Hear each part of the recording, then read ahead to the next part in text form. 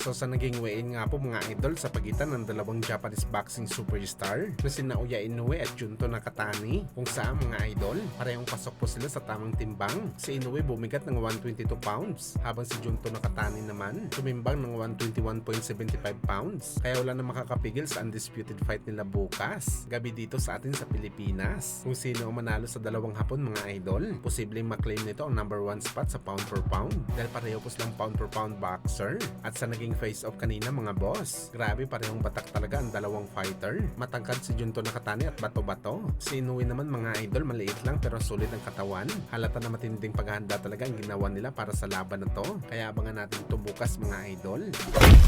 Sa kabilang banda naman mga boss, dating 4 division champion si Adrian Broner, prangka ang sinabi nito sa kanyang live stream na ang pinakamagaling daw at skillful na fighter na kanyang nakalaban sa buong karera nito sa sports ng boxing. Walang iba kundi si Manny Pacquiao. Wala daw siya nakalaban na kasing galing ni Pacman sa bakbakan. At pinaliwanag naman ni Broner mga idol na ang sinabi nito na pinakatapos na kanyang nakalaban si Marcos Maidana. Totoo naman daw yun mga boss. Si Maidana daw talaga mga idol ang pinakamahirap na kinalaban ni Broner sa kanyang karera. Masyado malakas daw si Maidana kumpara kay Pacman. One time daw mga boss, sinuntok siya ni Maidana sa bodega at ilang minuto daw namanhid ang sikmura ni Broner. Pero gayon pa man mga boss, basic lang daw talaga kalaban si Maidana. One-dimensional fighter lang daw ito lumaban. Pero si Pacman daw walang masabi si Broner. Talaga matalino daw si Pacman sa bakbakan. Isa daw sa napahanga kay Broner sa laban nito kay Boss Manny. Ang galing daw nito mag-set ng patibong sa bakbakan. Yung tipong akala mo safe ka na pero hindi pala. Patibong pala ito ng Pinoy legend para sa kanyang binabalak na ikakawasak mo sa bakbakan. You ask AB who is the most skilled op he's faced in the boxing ring.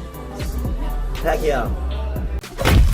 So dahil nga po sa mainit na usapan patungkol sa naghihirap na daw si Mayweather Jr. matapos nito unti-unti nililiquidate ang kanyang mga asset, pambayad nito sa kanyang utang. Kung saan mga idol, ang tanging pag-asa na lang daw ni Floyd para kumawala sa utang na to ay ang laban nito kay Manny Pacquiao. Bagamat meron din mga boxing fans mga idol na hindi lang daw dapat si Floyd ang magpasalamat kay Pacman, maski na din daw si Boss Manny dapat magpasalamat din kay Floyd dahil hindi lang daw si Floyd mga idol ang magkakapera na malaki sa laban na to. Sa katunayan daw nito mga boss, hindi lang daw si Floyd ang kumuha ng advance. Pati daw si Pacman nag-advance na rin ng 8 figures o hindi bababa sa 10 million US dollars para sa super fight na bakbakan nito kay Floyd. Wala sa totoo lang mga idol, talo talaga si Floyd sakaling hindi mangyari ang laban nito kay Boss Manny. At ang dahilan dito mga boss, walang utang si Pacman kagaya sa problema ngayon ni Floyd. Kung walang laban, kaya pa naman maghanap ni Pacman at isa pa lumalago ngayon ang Manny Pacquiao promotion. Pero si Calvo tambak ito sa utang. Kung walang laban kay Pacman, malamang magagaya ito kay Broner. Napakain-kain na lang sa kanto. Hindi lang kasi sa utang mamulubi si Floyd, pati na rin sa mga kaso na sinampas sa kanya na siguradong meron ito danyos na dapat bayaran. Kaya baliktad na ngayon ang sitwasyon mga idol. Mas kailangan talaga ni Floyd si Pacman kaysa kailangan ito ng Pinoy legend. Ang kikitain ni Calvo mga idol sa laban kay Boss Manny, hindi nito kaya kitain kahit gumawa pa ito ng 5 exhibition fight.